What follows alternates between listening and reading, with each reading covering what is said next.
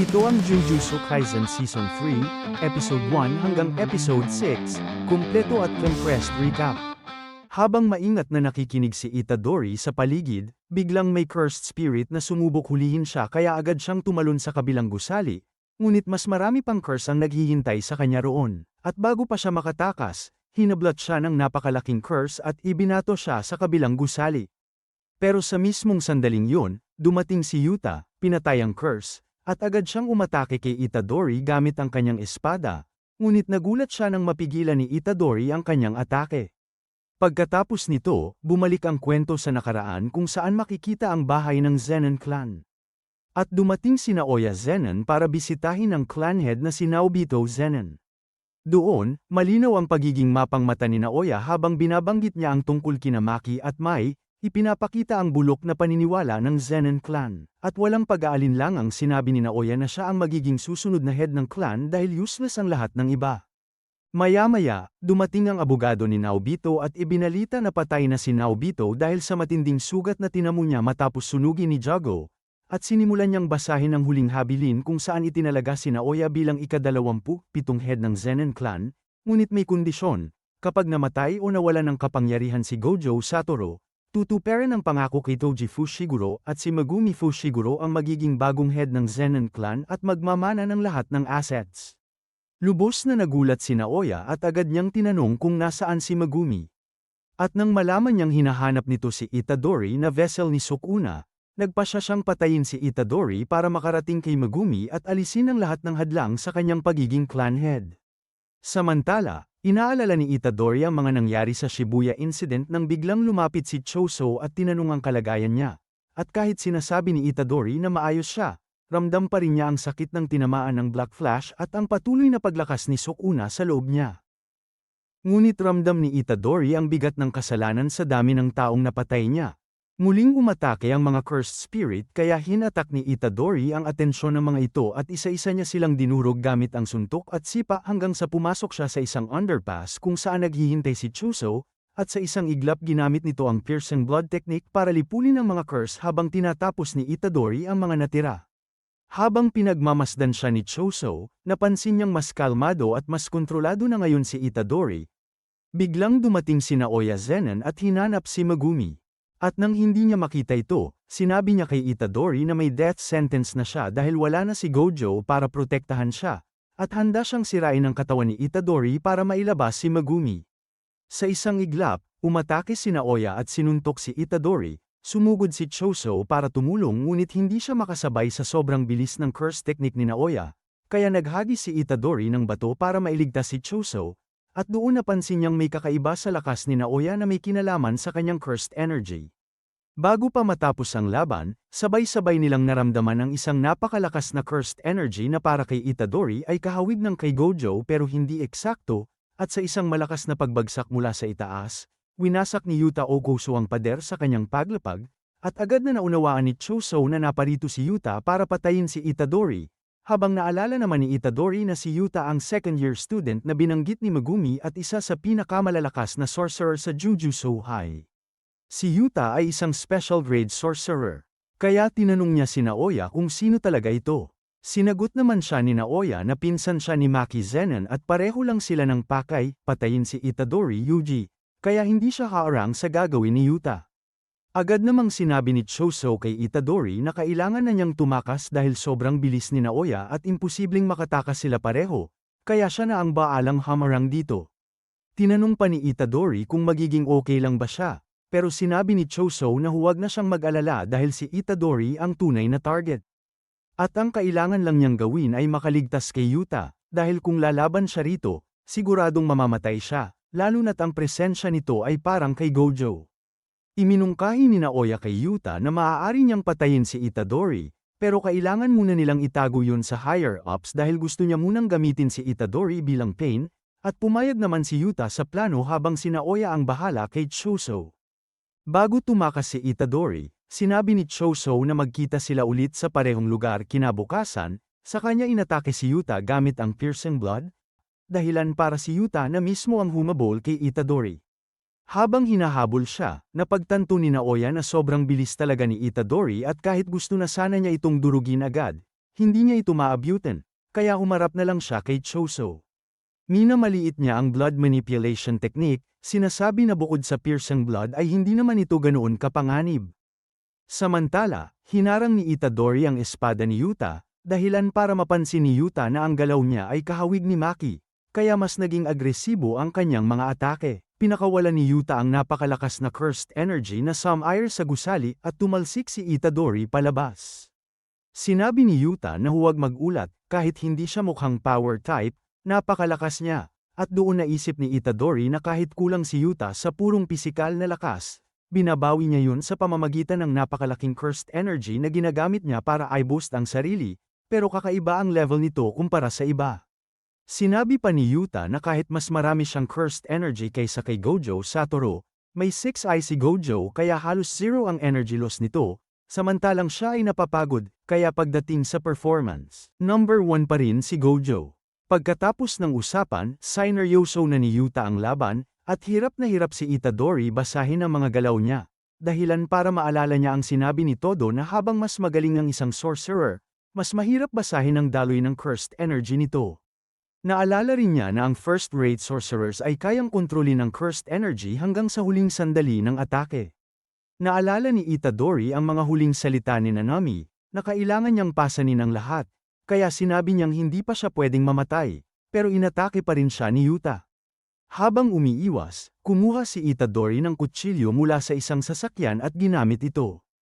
Pinilit ni Itadori lagyan ng cursed energy ang kutsilyo para pigilan ang katana ni Yuta, pero kulang ang kontrol niya, kaya sinipa siya ni Yuta at sa isang malakas na slash ay parehong naputol ang kutsilyo at nasugatan si Itadori, subalit sa huling sandali, sinipa ni Itadori ang katana at nabasag din ito. Doon napagtanto ni Yuta na tunay ngang estudyante siya ni Gojo at hindi magiging madaling talunin. Lumapit si Itadori para lumaban ng suntukan dahil pareho na silang walang armas at inisip niyang may tsansa na siya, pero biglang lumitaw si Rika, hinawakan siya ng mahigpit, at nagtanong kung ano ang ginagawa nila. Sinabi ni Yuta na naglalaro lang sila, pero gulat na gulat si Itadori, hindi niya alam kung Shikigami ba ito, saan ito galing, at kung paano siya hindi makagalaw sa sobrang lakas nito.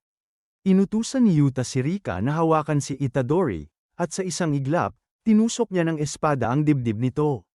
Diretso sa puso, at sa sandaling yun, naramdaman din ni Sukuna ang nangyari.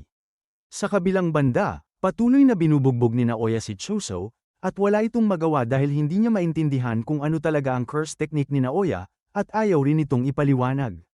Galit na galit si Naoya at tinawag siyang makulit, habang iniisip kung bakit ganoon na lang ang tibay at katigasan ng kalaban niya. Ang gusto niyang malaman ay kung ano talaga ang curse technique ni Choso at kung bakit siya ganoon katigas ang ulo. Dahil dito, ginamit ni Choso ang flowing red scale, ina-adjust ang lakas ng kanyang mga mata para masundan ang mga galaw ni Naoya, ngunit sa isang iglap ay bigla na lang nawala si Naoya sa harapan niya. Naramdaman ni Choso ang paparating na atake at nakaiwas. Pero agad din itong napansin ni Naoya, kaya gumamit siya ng kutsilyo at malalim na sinugatan si Choso.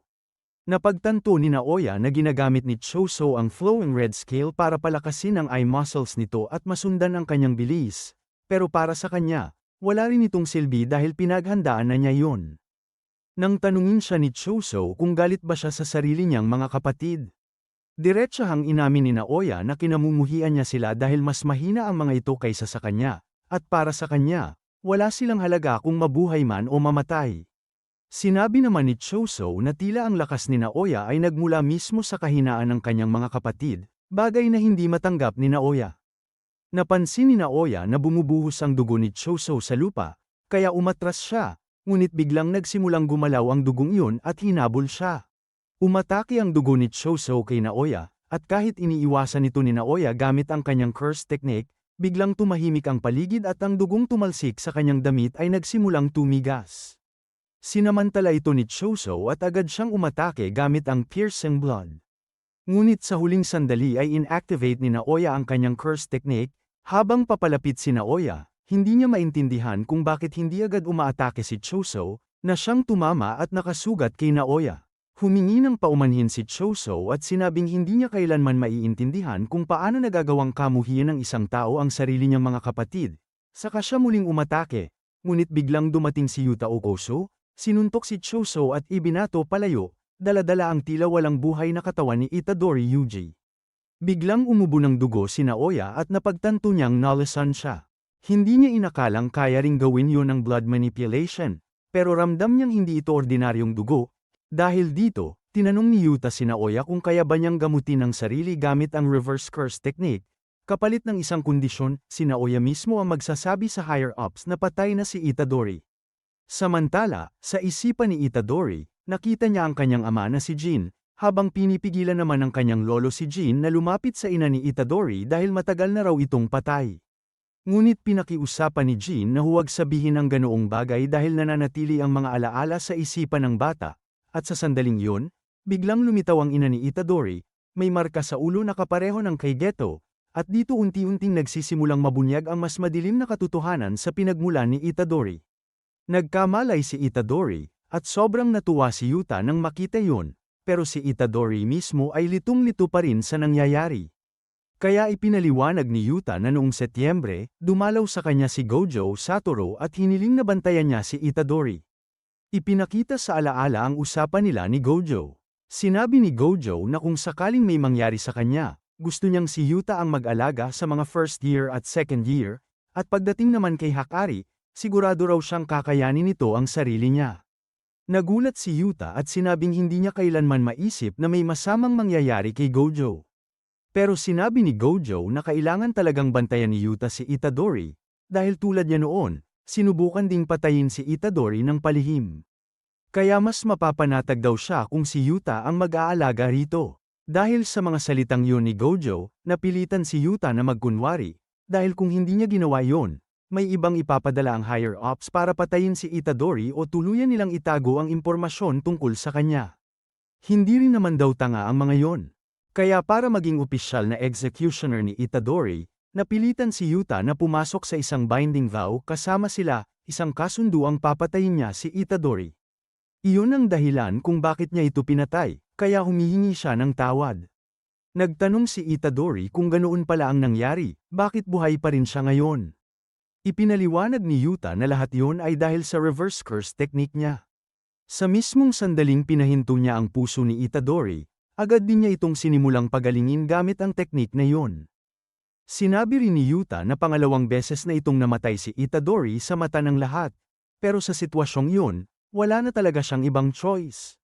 Tinanong ni Itadori kung bakit niya ginagawa ang lahat ng ito, at ipinaliwanag ni Yuta na napakahalaga ni Itadori sa mga taong mahalaga sa kanya, kaya kailangan niya itong gawin. Dagdag pa niya, minsan din daw siyang nagkaroon ng kapangyarihang hindi niya kayang kontrolin at pakiramdam niya ay ipinilit lang yun sa kanya. Pero kasalanan pa rin niya ang lahat. Samantalang ang kapangyarihan ni Itadori ay hindi naman talaga kanya, kaya hindi dapat siya sisihin sa lahat ng nangyayari. Hindi pumayag si Itadori sa sinabi niya at iginiit na wala namang pinagkaiba kung kasalanan niya o hindi, dahil ang katotohanan ay maraming tao ang namatay dahil sa kanya. Biglang dumating si Fushiguro Megumi at sinabi kay Itadori na kailangan na nilang bumalik sa Jujutsu High, dahil sa oras na yon, pinakamahina ang barrier ng paaralan. Kaya walang makakapansin na naroon siya. Tumanggi si Itadori at sinabing hindi niya kayang magpanggap na parang walang nangyari, dahil may mga taong namatay dahil sa kanya.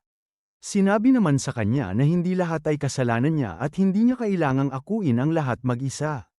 Hindi sila mga bayani na lumalaban para sa hustisya, sila ay mga Jujutsu sorcerer. Dahil dito, hindi rin kami madaling husgahan ng kahit sino, kaya kailangan naming patunayan ng paulit-ulit ang halaga ng aming pag-iral.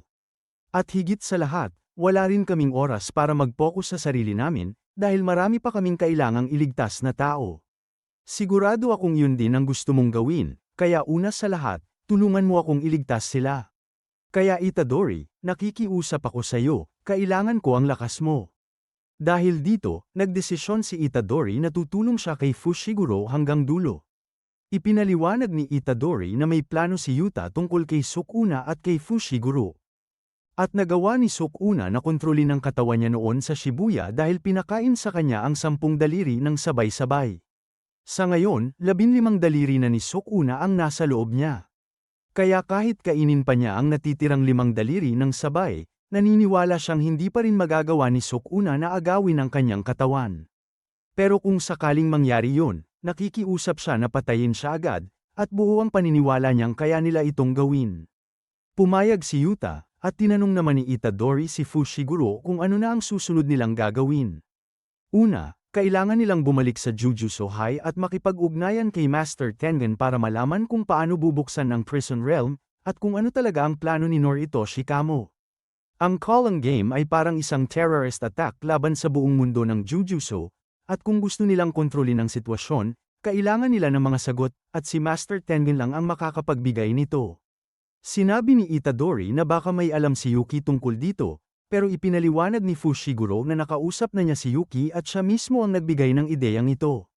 Ayaw munang makipagkita ni Yuki sa higher-ups, kaya nagtatago siya sa Jujutsu High.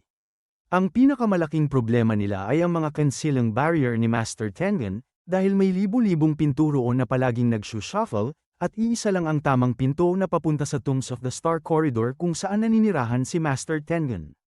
Kapag nagkamali sila ng piniling pinto, hindi na nila kailanman mararating si Tengen. Tinanong ni Itadori si Fushiguro tungkol kay Nobara, at sa nakita niyang ekspresyon sa mukha nito. Agad na niyang naintindihan ang sagot. Biglang dumating si Choso at sinabi na may alam siyang paraan para makarating kay Master Tengen.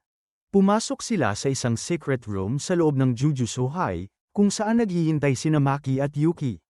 Tuwang-tuwa si Yuta nang makita si Maki, pero napansin nilang puno ng paso at sugat ang katawan nito. Sinabi nila kung gaano kahimala na nakaligtas siya sa kamatayan, at lahat ng iyon ay dahil sa heavenly restriction, ang mismong lakas ng katawan ni Maki ang siyang nagligtas sa kanya.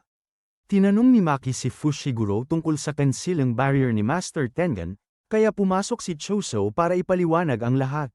Nagustuhan ni Yuki ang ideyang yon, habang nagtataka naman si Maki kung sino ba talaga ang lalaking ito.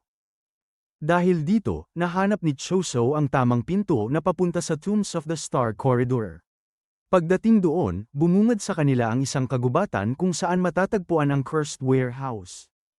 Doon, napansin ni Itadori ang mga bakas ng dugo at nagtanong tungkol dito. Kaya ipinaliwanag ni Yuki na 12 taon na ang nakalipas mula noon, at iyon ang panahong nagsimulang magulo ang lahat. Pagdating nila sa main hall, wala silang nakitang kahit ano, kaya nagtanong si Itadori kung ano ang nangyayari. Sinabi ni Yuki na tila nire-reject sila ni Master Tengen. Dahil kapos na sa oras ang kapatid ni Fushiguro na si Sumiki, iminungkahi ni Yuta na bumalik na muna sila. Pero sa sandaling yon, biglang nagpakita si Master Tengen. Sinabi nito na ikinatuwa niyang makilala silang lahat, pero mukhang paalis na raw sila. Nagsisimula ang episode eksakto kung saan nagtapos ang nakaraang episode. Dumating na sina Yuji at ang buong grupo kay Master Tengen. Isa-isa niyang kinikilala ang lahat, alam niya kung saan sila nanggaling, kung sino ang mga Zenin, kung sino ang may koneksyon sa death paintings. At alam din niyang naroon ang vessel ni Sukuna. Biglang nagsalita si Tengen. Hindi ito ang una nating pagkikita, di ba, Yuki? Diretsyong tinanong ni Yuki Tsukumo si Tengen kung bakit niya tinanggal ang seal ng Tomb of the Star Corridor. Sagot ni Tengen, inakala raw niyang kakampi nila si Kenjaku, kaya hindi niya mabasa ang tunay na intensyon ng mga tao. Pagkarinig ng pangalang Kenjaku, lahat ay nagulat. Sino yun? Dito na ibinunyag ni Tengen ang totoo, si Kenjaku ay walang iba kundi si Noritoshi Kamo. Kinumpirma rin ni Tengen na ang katawan ni Geto ang kasalukuyang ginagamit ni Kenjaku. Nagtanong si Yuji kung bakit ganito na ang itsura ni Tengen. Ipinaliwanag ni Tengen na immortal siya, pero hindi ageless. Tumatanda pa rin siya, at ngayon ay mahigit 500 taon na ang edad niya. Dito na pumasok sina Megumi at Yuta, na nagpaliwanag kung bakit talaga sila naroon, para malaman ang plano ni Kenjaku, at higit sa lahat, kung paano bubuksan ang Prison Realm. Habang nagsasalita sila, napansin ni Yuji na unti-unting nawawala ang gate sa likuran nila. Sumang-ayon si Tengen na ipaliwanag ang lahat, pero may kondisyon. Kailangan daw na 2 sa 3 kina Yuta, Yuki, at Choso ay manatili roon bilang mga tagapagtanggol ni Tengen. Nagtaka si Yuta, bakit kailangan mo ng guard? Immortal ka naman, di ba? Sumabat si Maki, diretsahan, takot ka lang na masil ulit.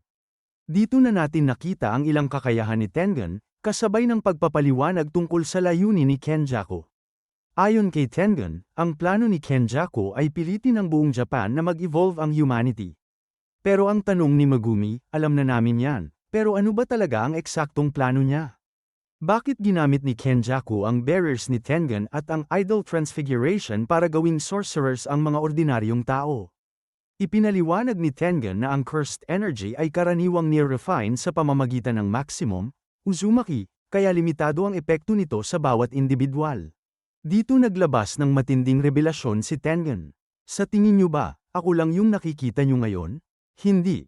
Ang kaluluwa ko ay umiiral sa lahat ng direksyon. Ipinakita ni Tengen ang marami niyang anyo, at sinabi niyang ang mga makikipag-merge sa kanya ay lalampas pa sa antas ng sorcery. Pero may babala, kung mag-evolve ang humanity at kahit isang tao lang ang mawalan ng kontrol, matatapos ang mundo. Mawawala ang lahat ng hangganan, at ang mga impurity ng milyon-milyong tao ay kakalat.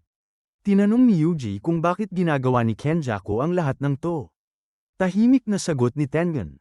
Hindi ko alam. Sinabi ko na sa inyo, hindi ko kayang intindihin ang puso ng tao. Kaya hanggang ngayon, misteryo pa rin ang tunay na dahilan ni Kenjaku. Pero dito mismo sinabi ni Master Tengen kung saan nagsisimula ang totoong problema. Matapos ang kanyang evolution, mas naging malapit na siya sa mga curse kaysa sa mga tao.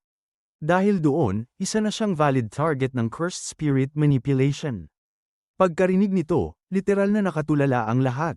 Nagpatuloy si Tengen. Kung sakaling makipag-contact si Kenjaku sa kanya, may posibilidad na ma-absorb siya. Tinanong ni Yuki kung bakit ngayon ginagawa ni Kenjaku ang lahat ng ito. Dito ipinaliwanag ni Tengen ang koneksyon ng Tengen, Star Plasma Vessel, at Six Eyes. At sa kasalukuyan, iisa na lang ang natitirang Six Eyes user. Pero 12 taon na ang nakalipas, may nangyaring hindi inaasahan. Pumasok si Toji Fushiguro, isang lalaking may heavenly restriction, walang cursed energy, pero sobrang lakas sa pisikal. Pinatay niya ang vessel, at tuluyang nabigo ang merger. Nandoon din si Geto, ang lalaking may kakayahang cursed spirit manipulation. At 6 na taon na ang nakalipas, napunta sa kamay ni Kenjaku ang Prison Realm. Dito nagsalita si Yuta, kailangan nilang pumasok sa Calling Game, mangolekta ng 100 puntos, at magdagdag ng rule na magpapahintulot sa mga players na umalis sa laro nang hindi namamatay. Lahat ng ito ay para kay Sumiki Fushiguro, kapatid ni Megumi, ang tunay na dahilan kung bakit nagsimula ang lahat. At kasabay nito, kailangan din nilang palayain si Gojo Satoru. Dahil ayon kay Megumi, kapag bumalik si Gojo, marami sa mga problemang to ay kusa ng maayos. Habang may itatanong pa sana si Yuji kay Tengen, pero biglang kusang loob nang nag-offer sina Choso at Yuki na sila ang magstay. Para kay Choso, malinaw ang dahilan. Sumang-ayon si Yuki Tsukumo at sinabi niyang marami pa siyang gustong pag-usapan kay Tengen, kaya mananatili rin siya.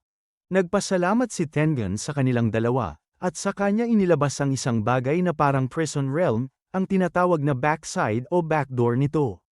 Kahit si Yuki, unang beses lang narinig ang tungkol dito. Naunawaan agad ni Yuji, parang backdoor access ito. Ipinaliwanag ni Tengen na bago pa makuha ni Kenjaku ang Prison Realm, nakuha na niya ang likod na bahagi nito. Kahit nasa labas ng barrier ang Prison Realm, magkakonekta ang front at back. Ibig sabihin, kung sa harap na bahagi nakasil si Gojo Satoru, may koneksyon din yun sa likod. Pero umiling si Tengen. Si Kenjaku lang ang may autoridad na magbukas ng front side. Maliban na lang kung mayroon sila ng alinman sa dalawang bagay. Inverted Spear of Heaven kayang i-nullify ang lahat ng curse techniques. Black Rope kayang i-cancel ang curse techniques at ang epekto nito. Pero may masamang balita. Sinira na ni Gojo Satoru ang Inverted Spear of Heaven matagal na ang nakalipas. At pati ang Black Rope, sinira rin niya noong nakaraang taon. Dito umamin si Yuta. Siya at si Miguel mismo ang nagdala ng Black Rope kay Gojo para sirain ito. Galing yun sa Africa, at doon din nalaman kung bakit nawala si Yuta ng matagal, pero wala rin siyang nakuhang kapalit. Tinanong ni Yuki kung may ibang paraan pa. Sumagot si Tengen, meron. Sa loob ng Calling Game, may isang sorcerer na tinatawag ang sarili niyang Angel, isang sinaunang sorcerer na nabuhay ng libu-libong taon. Ang kakayahan ng Angel ay burahin ang kahit anong curse technique. Gamit ang kapangyarihan niya, posibleng mabuksan ang backside ng Prison Realm. Nagtanong si Megumi kung alam ba ni Tengen kung nasaan si Angel. Sagot ni Tengen, hindi nililimitahan ng mga colony barrier ang impormasyon, at wala siyang eksaktong lokasyon. Ipinakita pagkatapos ang buong mapa ng Colon Game colonies sa Japan, 10 colonies, konektado sa pamamagitan ng mga barrier na sumasaklaw sa buong bansa. Agad na naintindihan ni Megumi, mayroon na lang silang 10 araw at 15 oras para pigilan si Sumiki na mapilitang sumali sa Colon Game. Kinumpirma ni Tengen na ang mga tatangjing sumali ay papatayin. Ipinaliwanag ni Shoko Airi, base sa kanyang analysis, na ang prosesong ito ay dulot ng idol transfiguration, direktang konektado sa utak. Hindi ito binding vow, kaya kung mawala ang curse technique ng mga nagising, mamamatay sila. Dagdag ni Maki, walang risk ang mga taong walang curse technique. Tinanong naman ni Yuji kung ano ang mangyayari sa mga normal na taong naabutan na sa loob ng barrier. Sabi ni Tengen, may choice silang umalis. Pero para mabilang-bilang player, kailangang pumasok sila sa colony sa sarili nilang kagustuhan. Kaya kailangan ng malinaw na objective ang laro. Habang iniisip ni Yuji ang katotohanang kailangang pumatay para makakuha ng puntos, na-realize ng grupo na hindi sila pwedeng basta magdagdag o mag-alis ng rules, kailangan nilang humanap ng indirect na paraan. Akala ng iba, unfair ang laro. Pero sabi ni Tengen, may fairness sa loob ng sistema, lahat ng players ay kailangang sumunod sa parehong general rules. Kahit si Kenjaku, limitado rin ang sarili niyang rules. Tahimik na sabi ni Yuji, ibig sabihin, kailangan talaga nating pumatay. Sumagot si Megumi, may naiisip na siyang paraan. Sa puntong yun, sinabi ni Yuki na sapat na ang impormasyon. Siya at si Choso ay mananatili para bantayan si Tengen. Si Maki naman ay pupunta sa Zenon clan para bawiin ang mga cursed tools. Dahil matapos masil si Gojo, inangkin ito ng Jujutsu High. At dahil si Megumi na ang bagong head ng Zenon clan, may karapatan na sila sa armory. Nagulat si Yuji, head ka na ng Zenon. Bakit di mo sinabi? Sagot ni Megumi, mamaya na. Si Yuta ay papasok mismo sa Colon Game, para makakalap ng mas maraming impormasyon bago mapilitang sumali si Sumiki. Gagawin niya ito mag-isa, at sisiguraduhin hindi sila maglalaban-laban. Tinapos ni Maki ang usapan. Sundin niyo ang plano, puntahan niyo si Hakari. Nagulat si Yuji, sino si Hakari? Sagot ni Yuta, Hakari Kinji, third-year student, kasalukuyang suspended. Sagot ni Yuta, unpredictable siya. Pero kapag sineryoso niya, mas malakas pa siya sa kin. Kontra ni Maki, hindi. Matapos ang masusing pagpaplano, may charts, graphs, at goals. Naghiwa-hiwalay na sila. Nagpasalamat si Yuji kay Choso bago umalis. Napaluha si Choso. Biglang cut. Isang theater ang ipinakita, may isang lalaking nagpe-perform. Si Fumihiko Takaba. Sunod na eksena, pinapagalitan siya ng manager niya. 35 taong gulang na si Takaba, at sinasabihan na mag-quit, wala na raw lugar ang mga tulad niyang boomer sa industriya, at walang nakakaintindi ng jokes niya. Pag-alis ng manager, may isang lalaking nagbabasa ng dyaryo ang nagsalita. Gusto ko ang material mo. Ang pangalan niya ay Ken. Sabi niya, mali silang dalawa, dahil minsan, sumisikat ang tao kahit hindi naman talaga nakakatawa. May dalawang klase lang ng taong nananatiling sikat. Yung laging nakakatawa, at yung naniniwalang kaya nilang maging laging nakakatawa. Tinanong niya si Takaba, ikaw, alin ka? Nag-isip si Takaba, 50-50, hindi, 70-30, hindi, 50-50 na lang. At dito, lumabas ang pangalan niya sa system. Sa opening, makikita natin si Maki Zenon. Pagpasok sa loob, nalaman natin na ang kausap niya ay walang iba kundi si Naoya Zenon, na patuloy siyang minamaliit at tinatanong kung ano na raw ang gagawin niya sa buhay gayong hindi na siya marunong gumamit ng Jujutsu. Sinundan pa niya ito ng panlalait at sinabing guguluhin niya ulit si Maki gaya ng dati, dahilan para tuluyan ang umalis si Maki nang walang imik. Dumiretso siya sa Zenon Armory. Pero hinarang siya at sinabihang bawal ang pumasok, hanggang sasabihin ni Maki na may pahintulot siya mula sa clan head, si Megumi Fushiguro. Pagkatapos noon, tuluyang nakarating si Maki sa armory. Binuksan niya ang pinto at pumasok sa loob. Pero biglang may mga boses tayong narinig, mga usapan mula sa nakaraan. Maririnig sina Naoya Zenon, Ogi Zenon, Jinichi Zenon. Doon na nila binuo ang plano, patayin sina Megumi, Maki, at Mai. Bumalik tayo sa kasalukuyan, nakabukas na ang pinto ng armory at doon nakatayo si Ogi, Sinasabing walang kahit isang curse tool sa loob dahil matagal na niya itong inalis, at doon sa ibaba ay makikita si Mai, sugatan at galit, tinatawag si Maki na tanga dahil pumunta pa siya roon. Sa sandaling yun, inilabas ni Maki ang sand at ang dala niya mula pa kanina, isang curse tool na tuluyang na-reveal bilang masterpiece ng Jujutsu World. Samantala, naghahanda rin si Ogi na gamitin ang sarili niyang secret technique na tinatawag na Quivering Blue Flame. Si Ogi ang unang umatake. Wala rin siyang nagawa dahil kahit mabali ang espada ni Ogi, nagawa pa rin itong hiwain si Maki ng paulit-ulit. Pagkatapos nito, kinaladkad ni Ogi ang magkapatid at sinabi na ang dahilan kung bakit hindi siya naging clan head ay dahil sa kanilang dalawa. Dahil para sa kanya, ang mga anak ang humihila pababa sa mga magulang, at tuluyan niyang itinapon sina Maki at Mai pababa, handa nang tapusin ang lahat. Halos patay na sila, sobrang sugatan, doon sinabi ni Ogi na naglagay siya ng mga cursed spirit sa loob ng silid, mga grade 2 pababa, at takot raw ang mga yun sa kanya. Pero sa oras na umalis siya at makawala ang mga cursed spirit, kakainin raw sina Maki at Mai. Idinagdag pa niya na kahit heavenly restricted si Maki at may pambihirang pisikal na lakas, wala raw itong pinagkaiba dahil ang mga sorcerer ay dumadaan sa training at pinalalakas ang katawan gamit ang cursed energy. At ang lakas na meron si Maki ay kaya raw abutin ng kahit sino. Pag-alis ni Ogi, makikita natin si Mai na dahan-daang gumapang papunta kay Maki, tinitingnan kung buhay pa ito, at oo, buhay pa si Maki. Sumunod na eksena, makikita natin silang dalawa na tila nasa tabing dagat, at sinabi ni Mai na alam na ni Maki kung paano gumagana ang kanyang teknik, hindi siya kayang lumikha ng malalaking bagay o komplikadong armas. At dahil sugatan na siya, mamamatay siya kung susubukan pa niyang gumawa ng kahit ano, kaya ibibigay na lang niya ang lahat ng makakaya niya. Dahan-dahan siyang naglakad papunta sa dagat habang pilit siyang pinipigilan ni Maki. Doon ipinaliwanag ni Mai na ngayon niya lang talaga naintindihan kung bakit itinuturing na malas ang twins sa mundo ng Jujutsu, dahil para may makuha, may kailangang isakripisyo, at hindi lang ito tungkol sa binding vow, kahit sa loika ng buhay, ang sakit ang nagpapalakas sa tao. Ibig sabihin, sa mundo ng cursed energy, si Mai ay si Maki. At si Maki ay si Mai, kaya kung ayaw ni Mai na maging mas malakas, hindi rin pwedeng maging buo si Maki. Hanggat nabubuhay si Mai, mananatiling kulang si Maki.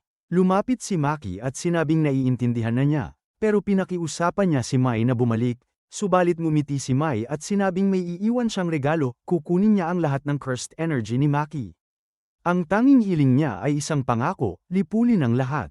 At ngayon si Maki ay may hawak na espada, napapalibutan ng napakaraming cursed spirits. Sa malayo, naramdaman ni Ogi na may kakaibang nangyari, isang takot na matagal na niyang inilibing, at sinabi niyang mukhang oras na para marumihan ulit ang kanyang mga kamay, kaya ginamit niya ang curse technique na Blaze and Courage, determinadong sunugin ang lahat, at winasak niya ang buong gusali. Pero sa halip na si Maki ang masugatan, isang matinis na slash ang sumagitsit, at naputol ang ulo ni Ogi. Tahimik na naglakad si Maki, espada sa kamay, at sinabi niyang, Mai, simulan na natin. Sa loob ng Zenon clan, nag-uunahan ang mga alarma, nagtatakbuhan ang mga miyembro, habang kumakalat ang balita na nagwala si Maki at napatay si Ogi, at ang Kakuru unit ang kasalukuyang humahawak sa sitwasyon. May isang lalaking nag-utos sa kanyang team na bilisan ang pagdakip kay Maki bago dumating ang kapitan, sabay babala na huwag muna siyang patayin, dahil siya mismo ang papatay sa kanya, at malinaw na kabilang siya sa Kakuru unit. Isa itong subordinate organization ng Zenon clan, ang Kakuru unit, mga mandirigmang bihasa sa martial arts at araw-araw na nagsasanay. Dati, kabilang din si Maki sa unit na to bago pa siya tuluyang ihiwalay ng clan. Makikita natin si Maki na papalapit, may dalawang armas sa kamay, hindi pa malinaw kung ano ang isa, pero ramdam na ramdam ang bigat ng presensya niya. Habang naglalakad siya, naaalala niya ang pangako kay Mai, at grabe ang aura niya, sobrang cold, sobrang deadly. Pinalibutan siya ng buong unit, at sa isip niya, humingi siya ng paumanhin kay Mai, at doon na, sabay-sabay umatake ang buong Kakuru unit. Pero si Maki, hindi na to yung dating Maki. Sa bawat kisap ng mata, may mga taong lumilipad at bumabagsak, sobrang bilis na hindi mo na mabilang. Full-blown massacre. Black and white ang dating ng eksena, dugo lang ang kulay na nangingibabaw. Ang mga pader, bintana, at sahig, Parang canvas ng isang madugong obra, dugo ang umaagos imbes na tubig. Isang kamay lang, kaya niyang liparin ang kalaban. Hindi na maipaliwanag ang laban, kailangan mo talagang makita. Posibleng ang isa sa mga espada ay dating kay Ogi, kinuha niya roon, pero siguradong ang isa ay ang espada na iniwan ni Mai para kay Maki. Maya-maya, dumating ang isang lalaki, isang miyembro ng mas mataas na grupo, at nadatnan niya ang buong team na wasak at nakakalat. Ang sahig at dingding naliligo sa dugo. Sa gilid, may isang sorcerer na gumamit ng curse technique, isang napakalaking kamay ang umusbong mula sa lupa, basang-basa sa dugo, sinusubukang durugin si Maki. Dito ipinaliwanag na ang paparating ay ang Hei Unit, isang elite group na tinuturing na semi-grade isa pataas sa Jujutsu High, at 3 sa kanila ang ipinakita. Biglang umatake si Maki sa isang may spike-like na anyo, sobrang linas ng galaw. Sobrang flawless, hindi maintindihan ng kalaban kung paano niya natiis ang suntok at patuloy pa ring gumagalaw si Maki ng buong bilis. At hiniwa ang leeg ng kalaban. Sumunod, isang cyberpunk-style cursed user ang lumitaw, gulat na gulat si Maki to. Habang ang isa pang miyembro, si Renta, ay gumamit ng curse technique para umatake. Nakaiwas si Maki, nabagsak ang cyberpunk type, at dumating si Jinichi Zenin. Hirap si Renta na pigilan si Maki at binalaan niya si Jinichi na huwag kalimutan, na buhay lang sila noon dahil pinatawad sila ni Toji. At ngayon si Maki ay katulad na ni Toji. Sinabi niya ngayon na ang pagkakataon patayin na si Maki, huwag palampasin. Ginamit ni Jinichi ang kanyang teknik at nagpaulan ng suntok, hindi iilan, kundi parang milyon-milyong suntok, yumanig ang lupa, sumabog ang paligid, parang atmospheric blast, at inakala ni Renta na tapos na. Pero nang humupa ang alikabok, makikita si Maki na hawak ang ulo ni Jinichi, at tahimik niya itong itinapon sa tubig. Pagkatapos, dumating si Naoya Zenin, na ngayon ang leader ng Hei Unit, at sinabi niyang wala raw bang puso si Maki at sobra raw ang ginawa niya. Tahimik na sagot ni Maki, wala na ang puso, dahil isinama na iyon ni Mai. Ipinakita ang flashback ng batang Naoya, at kung paano niya hinahangaan si Toji habang magkasabay na umaandar ang alaala at ang kasalukuyang laban. Ginamit ni Naoya ang projection sorcery, inaatake si Maki ayon sa mga frame, paulit-ulit, at sinabing hinding-hindi siya magiging Toji. Pero habang binubugbog niya si Maki gamit ang teknik, ginagamit ni Naoya Zenin ang projection sorcery, at habang nangyayari yun, sinusubukan ni Maki Zenin na basahin ang galaw niya, parang binibilang sa isip, 1, 2, 3, 4. Dito malinaw na ipinapaliwanag kung paano gumagana ang projection sorcery, kailangan tuloy-tuloy ang galaw, bawal kahit isang segundong huminto. Pero may inilabas si Maki. Inilapit niya ang 2 kamay niya sa harap at nagbagsak ng isang malakas na hampas, parang Hulk smash, tinatangay pati ang alikabok. Sinabi niya na didiretsuhin niyang eye crash si Naoya para pigilan ang bilis nito. Sumagot si Naoya na anumang mahawakan ng kamay niya ay kailangang sumunod sa rules ng projection sorcery, gumalaw sa loob ng 1 segundo na hinati sa 24 na frames. At kapag hindi mo nasunod, magyeyelo ka ng 1 segundo. Nahawakan niya si Maki, at akala niya tapos na. At sa katawan na meron siya ngayon, kaya na niya itong makita at sabayan. Doon na siya kumilos. Hinawakan ni Maki si Naoya at isang solid na suntok ang ibinagsak niya. Ibinaon si Naoya sa lupa. Nabali ang panga, hindi lang basta bali, parang naduraj, at doon na natapos si Naoya. Isang simpleng sorry lang ang nasabi ni Maki. Pagkatapos nito, hinanap ni Maki ang nanay niya habang pinapatumba ang iba gamit ang espada na kakakuha lang niya. Ang nanay niya, nagtatago at nagmamakaawa na huwag siyang lapitan. Kitang-kita ang takot, pero sa huli, napatay ni Maki ang sarili niyang ina. Samantala, si Naoya, na halos gumagapang na lang, ay nakarating pa kay Maki. Galit na galit siya, nagmumura, hindi makapaniwala kung paano siya halos mapatay.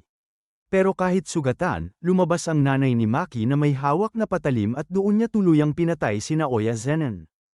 Pagkatapos nito, nakita natin si Momo Nishimiya, na nasaksihan si Maki na lumalabas dala ang kapatid niya sa balikat. Hindi napigilan ni Momo ang mapaiyak.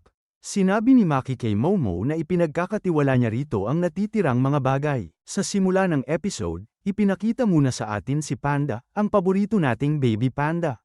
May isang taong nagtatanong kay Masamichi Yaga kung ano ba talaga si Panda. Ipinaliwanag na ang ginawa ni Yaga ay isang artificial cursed corpse, hindi lang basta puppet. Iba ito sa karaniwang ginagawa niyang mga manika na sinusunod lang ang utos. Si Panda, kumikilos ng mag-isa. Hindi mo siya basta-basta mauutusan. May sarili siyang cursed energy, at ang lakas na yun ay hindi na pwedeng tanggalin. Dito na ipinakitang nakatali si Yaga. Sinabihan siya na idineklara siya ng higher-ups bilang special grade, at mula ngayon ay ikukulong na siya. Ang paratang sa kanya, kung sinadya niyang likhain si Panda, posibleng kaya rin niyang gumawa ng buong hukbo ng mga cursed corpses. Sunod na eksena, makikita si Yaga na nakaupo sa loob ng isang tahimik na lugar sa gubat. May lumapit sa kanyang dilaw na puppet na si Takeru. Sinabi ni Takeru na nag-aalala ang lahat sa kanya, at sinabi raw niya sa iba na hindi maganda ang pakiramdam ni Yaga at kailangan lang ng kaunting pahinga. Mayabang pang tinawag ni Takeru ang sarili niyang henyo, at bahagyang tinapak ni Yaga ang ulo niya. Ipinakita na marami pang puppet sa lugar habang papaalis na si Yaga. Paglipat ng eksena, makikita si Panda na nakatali sa parehong lugar kung saan unang umupo si Yuji Itadori noong Season 1, Episode 1. Muling lumipat ang eksena kay Yaga. Nasa likod niya si Takeru, at sa harap niya ay sina Kusakabe at ang kapatid nitong babae na naka-wheelchair. Nagsalita si Yaga, handa siyang tumulong, dahil hindi mabubuhay ang kapatid ni Kusakabe nang wala si Takeru. Nagtanong si Takeru, siya ba ang nanay ko? Sagot ni Yaga, oo. Tumayo ang babae mula sa wheelchair habang nakikita si Takeru, tila may naalalang alaala ng sariling anak. Humingi ng paumanhin si Yaga. Ipinahiwatig na ang tunay na Takeru, isang batang lalaki, ay namatay na. At ang kanyang natitirang enerhiya ang inilagay ni Yaga sa puppet. Naiintindihan ito ni Kusakabe. Tumanggi siya, hindi raw maaaring ilabas ang mga puppet o gumawa ng ganito sa labas. Sunod na eksena, may isang taong hamarang kay Yaga sa kalye, nakatayo sa itaas ng mga streetlight. Tinanong siya kung saan siya pupunta nang wala ang kanyang mga puppet. Sagot ni Yaga, pupuntahan ko ang anak ko. Sinabi ng lalaki na iisa lang ang paraan para makatakas si Yaga, kamatayan. Ngumiti si Yaga at sinabing may tapang lang sila dahil wala si Satoru Gojo. Hinubad niya ang jacket at tumingin sa malayo, naroon si Yoshinobu Gakuganji, ang matandang tumutugtog ng gitara. Biglang nag-cut ang eksena. Makikita si Yaga na duguan at bagsak sa kalsada. Nakatayo si Gakuganji sa harap niya, kasama ang isa pang matandang sorcerer. Pinapaalis ni Gakuganji ang isa, at kinausap si Yaga. Sinabi ni Yaga na kinopya nila ang soul information niya at sinubukang ilagay sa mga puppet, pero nabigo sila. Tinanong ni Gakuganji kung bakit ngayon lang niya sinabi ito, kung mas maaga raw sana. Baka nabuhay pa siya. Sagot ni Yaga, hindi ito impormasyon, ito ang sumpa ko sa iyo. At doon, namatay si Yaga. Dumating si Panda. Handa sanang lumaban si Gakuganji, pero hindi siya pinansin ni Panda. Dumiretso siya sa katawan ni Yaga. Nagtanong si Gakuganji kung hindi ba siya galit, kung ayaw ba niyang makipaglaban. Sagot ni Panda, hindi niya naiintindihan ang alitan nila. Para sa kanya, si Gakuganji ay parang kutsilyong nakahandusay lang sa lupa. Pero may isang bagay siyang pinaalala, kahit ang mga panda, umiiyak din. At doon, umiyak si Panda. Kasabay nito, makikita sina Yuji at Megumi na inaalala ang sinabi ni Master Tengen. Nalaman nila kung nasaan si Kinji Hakari, nagpapatakbo siya ng mga illegal na gambling fight sa isang multi-story parking lot. Ipinaliwanag ni Tengen na naglalaban-laban ang mga sorcerer habang pinapanood ng mga ordinaryong tao, isang malinaw na paglabag sa Article 8 nanograms Jujutsu Regulations. Sinabi ni Megumi kay Yuji na magpalit ng damit. Kapag nalaman ni Hakari na konektado sila sa Jujutsu High, tiyak na tatakbo ito. Kahit pa sinasabing walang silbi si Hakari ng upper management, sinabi ni Yuta Okuso na mas malakas pa si Hakari kaysa sa kanya. Kaya kailangan nila ang lakas nito. Pagdating nila sa parking lot, hinarang sila ng dalawang lalaki, isang matangkad at isang pandak. Binalaan sila na umalis bago magbilang ng 3, kung ayaw nilang mabugbog. Sagot ni Megumi, kailangan nila ng pera at gusto nilang sumali sa laban. Kaya tinanong siya, sino ang nagsugo sa'yo rito? Sumagot si Megumi na hindi niya alam ang pangalan. Patay na raw ang taong yun, pinatay niya 1 buwan na ang nakalipas. Kinumpirma rin ito ng mga bantay. Kaya malinaw, nandito lang si Megumi para punan ang bakanteng pwesto ni Kondo. Sumingit ang pandak na lalaki sa likod at sinabing papayag ang boss, bibigyan sila ng slot sa laban ngayong araw. Pero may kondisyon, hindi si Megumi ang lalaban, kundi yung nasa likod niya. Ibig sabihin, si Yuji. Paglabas nila, sinabi niya kay Megumi na delikado ang bluff na ginawa niya. Posibleng binabantayan na sila sa camera, malamang si Hakari mismo ang nanunood. Nagdesisyon si Megumi, mag-iimbestiga siya sa loob habang si Yuji ang sasabak sa laban. Samantala, si Yuji ay nasa holding area. Ipinaliwanag ng matangkad na bantay ang dalawang rules. Una, bawal tumakas. Ikalawa, bawal gumamit ng curse technique. Sabi ni Yuji, okay lang sa kanya kahit gumamit ang kalaban ng curse. Nagtanong si Yuji kung ano ang itsura ng boss. Sabi ng bantay, kapag nagkita na sila, malalaman din niya. Kapag nagpakitang gila si Yuji, posibleng ipatawag siya ng boss. Ipinakilala ang kalaban ni Yuji. At ang kalaban ay walang iba kundi si Panda. Ipinakita si Kinji Hakari, nakahiga sa sofa kasama ang babaeng mukhang malapit sa kanya. Sabi ni Hakari, pakiramdam niya may mangyayaring exciting. Samantala, nag-iingay ang crowd habang nagsisimula ang laban. Habang naglalaban, tinanong ni Yuji si Panda kung nahanap na ba niya si Hakari. Sagot ni Panda, hindi pa, kilala sila ni Hakari kaya nananatili itong malayo. Magaan lang ang suntok ni Yuji, parang hinahaplos lang si Panda. Si Panda naman, todo arte, talon dito, talon doon, para pasayahin ang audience. Pareho silang nagtatago ng tunay na lakas dahil taga Jujutsu High sila. Lumakas ang sigawan ng commentator, 6 na buwan na raw siyang commentator pero ngayon lang siya ganito kasaya. Sa huli, kahit hindi talaga tinamaan, bumagsak si Panda. Nanalo si Yuji. Nagbiro pa si Panda, grabe ang suntok mo. Air report kita, binugbog mo ang isang hayop. May tauhan mula sa kampo ni Hakari ang tumanggap ng tawag, ipatawag si Yuji Itadori. Kita raw na paakyat ang momentum niya, pwede na itong gawa ng magandang script. Habang mainit ang bakal, hampasin. Pinagsabihan ng babaeng kasama ni Hakari, tigil na yan. Cutscene. Makikita si Panda sa gubat, mag-isa. Sinabi niyang posibleng makaharap ni Yuji si Hakari. Biglang dumating si Megumi at tinanong kung bakit hindi niya nakausap si Hakari. Sagot ni Panda, alam niya kung nasaan, monitor room sa rooftop, pero sa tuwing lalapit siya, parang mas lalong lumalayo ang pintuan.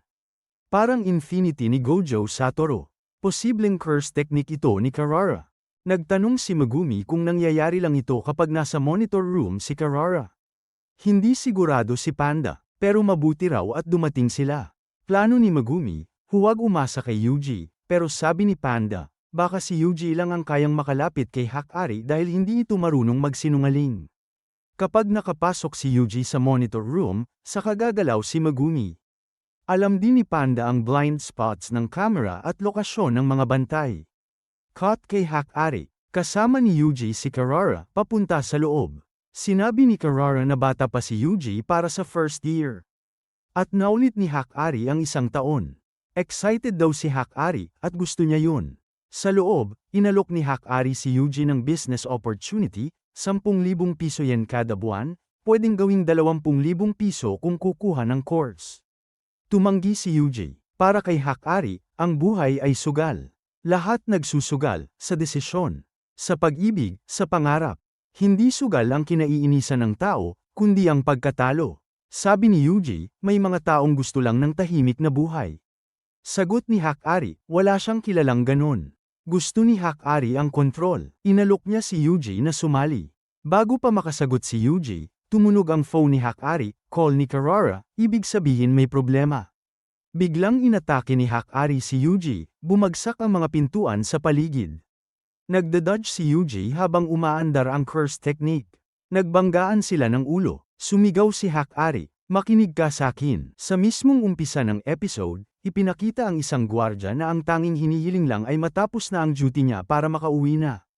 Pero malas niya, bigla na lang sumulpot si Megumi Fushiguro at sa isang iglap, pinatumba siya bago pa man niya maintindihan kung anong nangyari. Habang iniikot ng grupo ang lugar, ramdam nilang may kakaiba sa atmosfera. Maya-maya, namataan nila si Panda. Nakaupo lang pero ramdam agad ang bigat ng presensya niya. Habang nakatuon ang lahat sa gulo ng laban, tahimik na na-neutralize ang mga gwardya.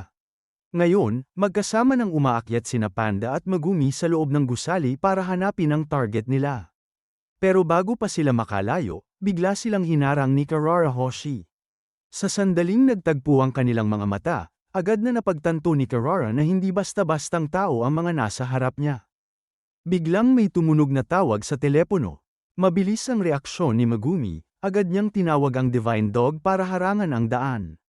Pero sa isang kakaibang pangyayari, parang naitaboy lang palayo ang atake. Napansin ni Panda na pamilyar ang pakiramdam.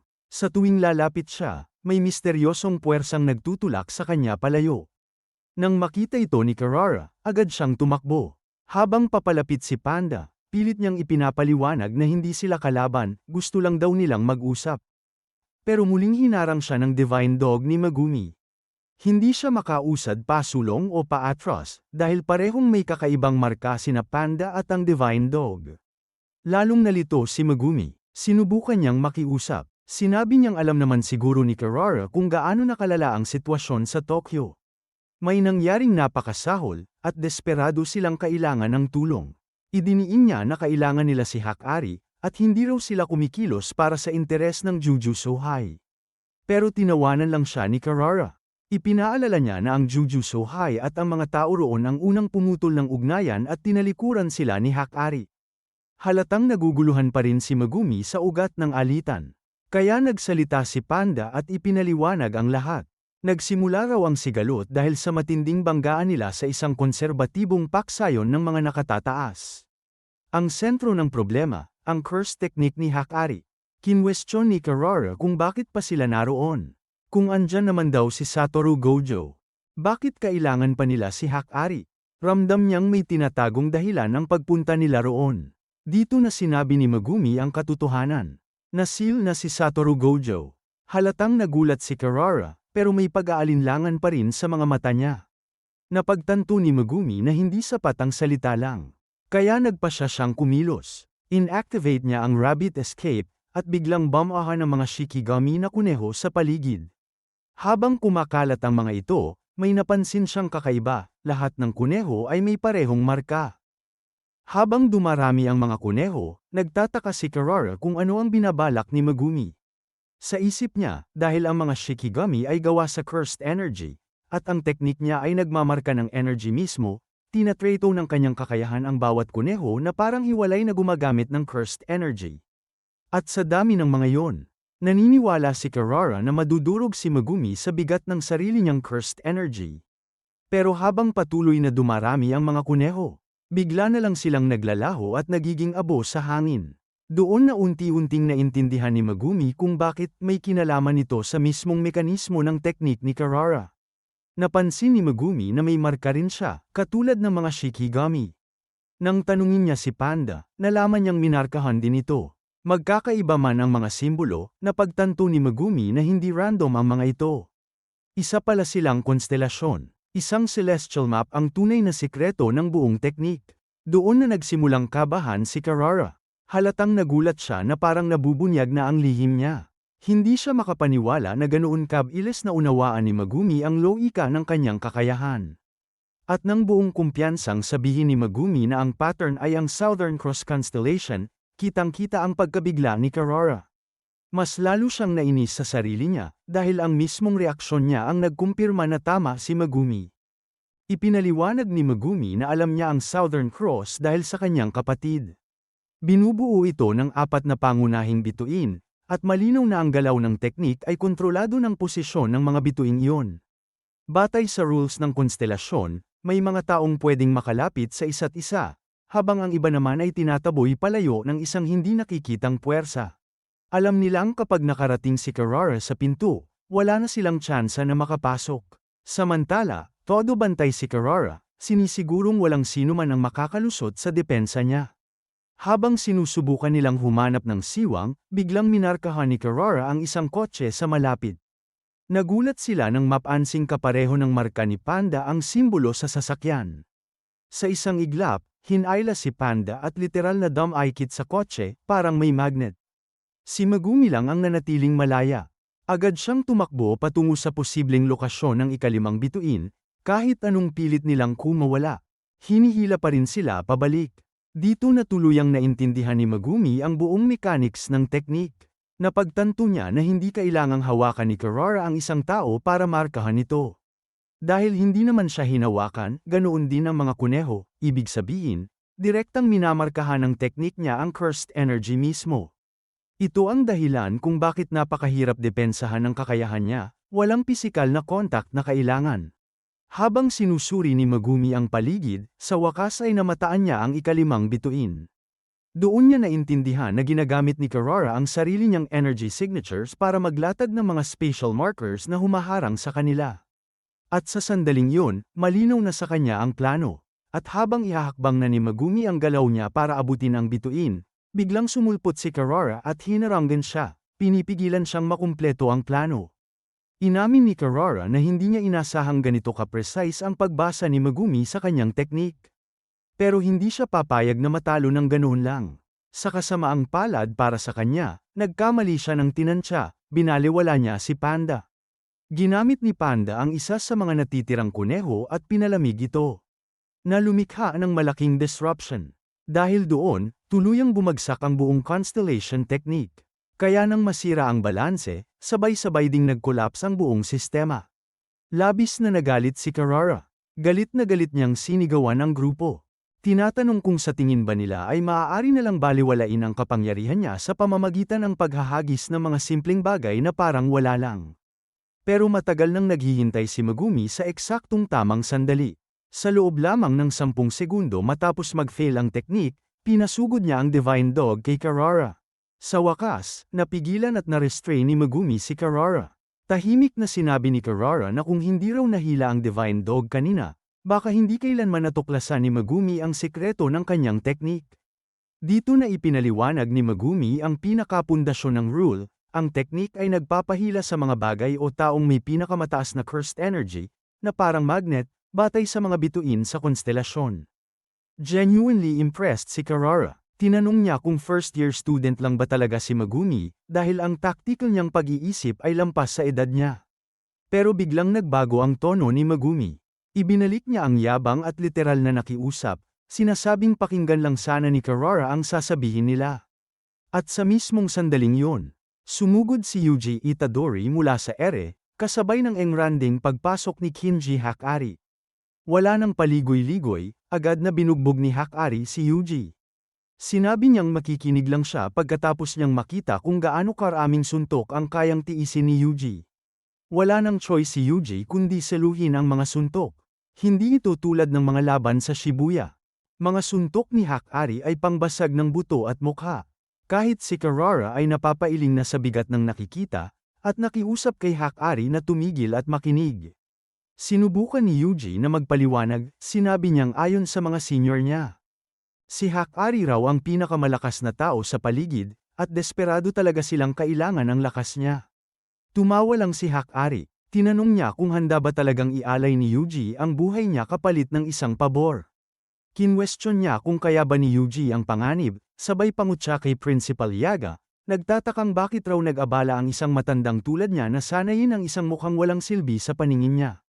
Buong tapang na sumagot si Yuji. Sinabi niyang isa lang siyang cog sa makina. Nilikhang para durugin at puksain ang cursed energy. Ang sagot na yon ang lalong nagpagalit kay Hakari. Sa isang napakalakas na suntok, pinalipad niya si Yuji palayo. Napahiyaw si Megumi sa gulat habang pinapanood si Yuji na tumilapon sa napakalayong distansya. Akala ni Hakari tapos na ang laban. Tinalikuran niya ito at nagsimulang maglakad palayo, pero napahinto siya bigla. Nandoon si Yuji, nakatayo, matatag, direkta sa likod niya. Hindi makapaniwala si Hakari na buhay at gising pa si Yuji matapos tumanggap ng napakaraming direktang suntok na dapat ay nagpatambo na sa kahit sinong tao. Muli, inulit ni Yuji ang paninindigan niya. Isa lang siyang cog, at ang tanging layunin niya ay lipulin ang mga sumpa. Gagawin niya ang kahit ano para doon, kahit makipaglaro pa sa kahit anong laro ni Hakari. Sa wakas, nakita ni Hakari ang tunay na halaga at determinasyon ni Yuji. Ramdam niya ang apoy at dedikasyon nito. Kahit gaano pa niya kamuhian ang Jujutsu High, Hindi niya kayang talikuran ang taong may ganitong kalaking puso. Pumayag na si Hakari na tulungan sila. Habang nag-uusap sila, nalaman nila na may bagong rule na idinagdag sa laro, Rule number 9. Pinapayagan ng rule na ito ang mga player na makita ang pangalan, puntos, at kasalukuyang colony location ng lahat ng kalahok. Ang malaking pagbabagong ito ay pinasimulan ng isang napakalakas na indibidwal, Hajime Kashimo. Sa kasalukuyan, si Kashimo ay nasa malalim na pagkadismaya. Para sa kanya, sobrang hina ng mga modernong sorcerer kumpara sa mga mandirigma noong 400 taon na ang nakalipas. Hinahanap niya si Sukuna, pero walang hamon na sapat para sa kanya. At dyan nagtatapos ang full recap ng Jujutsu Kaisen Season 3 Episodes 1-6. Kung gusto mo ng mas malinaw, mas intense, at mas kumpletong anime recap, i-like ang video, mag-subscribe sa Anisawa, at i-on ang notification bell, para hindi ka mahuli sa susunod na episode, twists, at pinakamabibigat na laban. Comment down below kung anong part ang pinaka-solid para sa'yo. At abangan ang next recap dahil dito pa lang talaga nagsisimula ang gulo.